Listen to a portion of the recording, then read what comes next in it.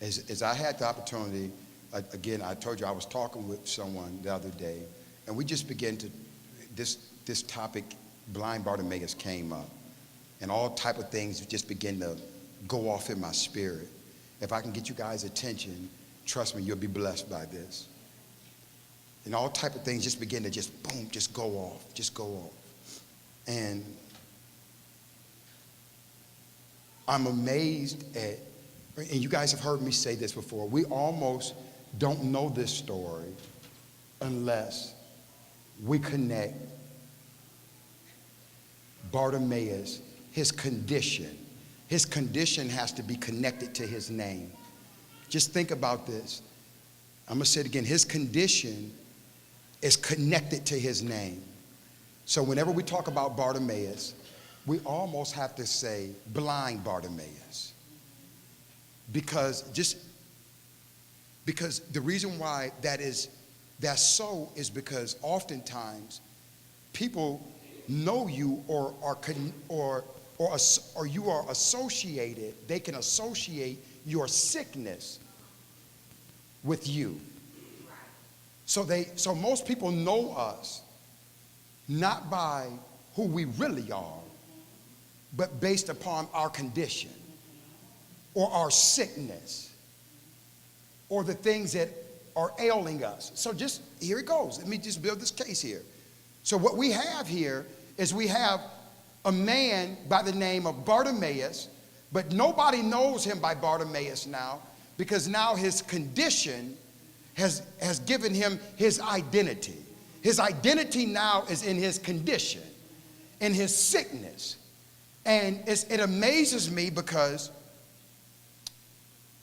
where he's sitting at, I told you, get everything out of your mind, out of your spirits, and let me deposit something. Where this individual is sitting at is called the highway. I never really paid attention to him sitting by the highway.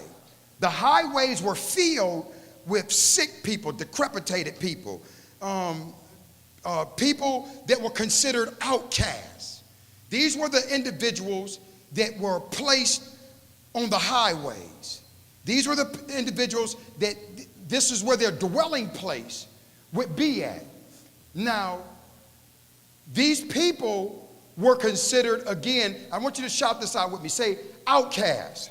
Outcast. Say it again, say outcast. Outcast. This is where the halt, the lame, the blind, the weary, this is where all the sick people, this is where they were at, and their dwelling place would be on the outer skirts. They weren't allowed in the inner city because of their condition. Their condition has them outside. So what they are called are now outcasts.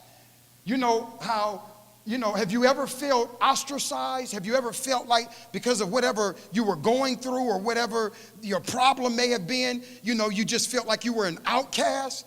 Well, that's how these individuals, everybody that was on these highways, somebody say highways. And their condition was irreversible.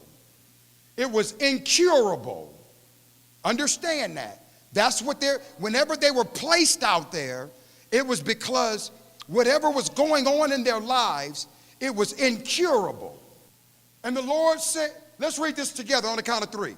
1, 2, 3, go.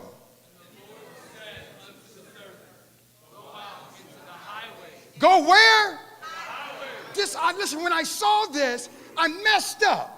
Because this is true discipleship. This is true servanthood. He says, listen here, I am commissioning you all to go to the highways and to the hedges and compel them. Don't invite them, compel them. Don't ask them, do you want to come to church? Tell them you need to come to church. You don't go out and listen, he says, this is not an invitation. He says, when I invited them, they didn't come. So you guys have to read this whole text. He invited people that said they were coming and they didn't show up. So he says, you know something? That ain't the people I want in here, no way. I want the outcasts. Go to the highways. Get them, bring them in, that my house may be filled with them. I can throw this mic. I'm getting ready to throw this mic. I feel like throwing this microphone. Yo, we've been inviting the wrong people.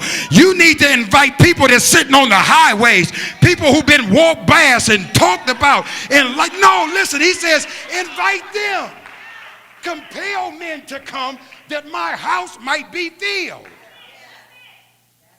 We want folk that got it all together. He said, that's not what my house is filled with. 2 Timothy 2:20, very quickly.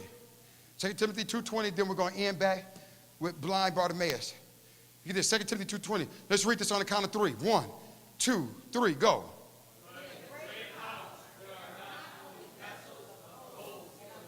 See, in a great house, see, there's a house, then there's a great house. See, in a great house, everything in it ain't glittery. Everything in it ain't got it all together. See, that's what makes a great house. See, this is here. He says a great house is not, listen, but in a great house, there are not only vessels of gold and of silver, but some woody stuff. Some earthly jokers in the house that still got a problem with their flesh. And that, y'all know what I'm talking about. He says in a great house, you're going to find some mess. But listen, you can't get stuck in the highway. I'm getting ready to end. You can't get stuck in the highway. Because when you get stuck in the highway, you start begging.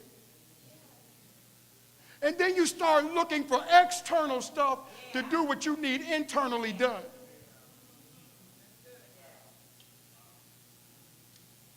You begging for somebody to love you, just love yourself. You begging for somebody to take care of you, take care of you.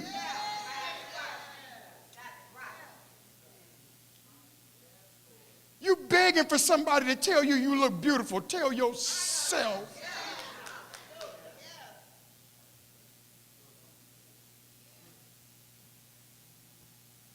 You got what it takes to get everything that you need. And if you're not careful, I told you, you will start begging. That's survival mode. Just give me $1. Just give me something. Just give me something. Listen, y'all, let me tell you something. You will get stuck in begging. You will get caught up in begging for what you want and forget about what you need. He didn't need money. He needed his sight. But when you get stuck by the highway, you would take whatever you get. That's called survival mode. You're not looking for success anymore. I just need to be able to survive this.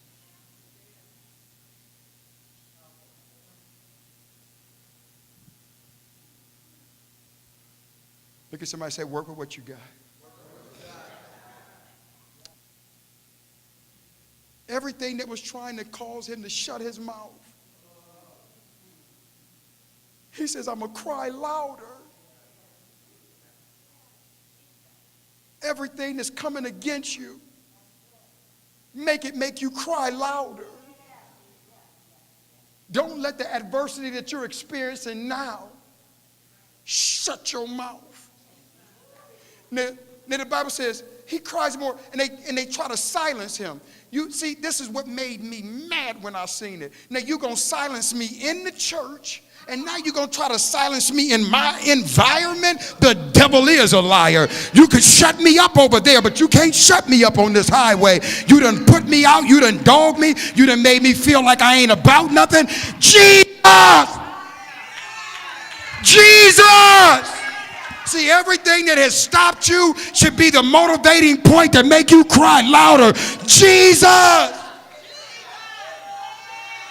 Jesus!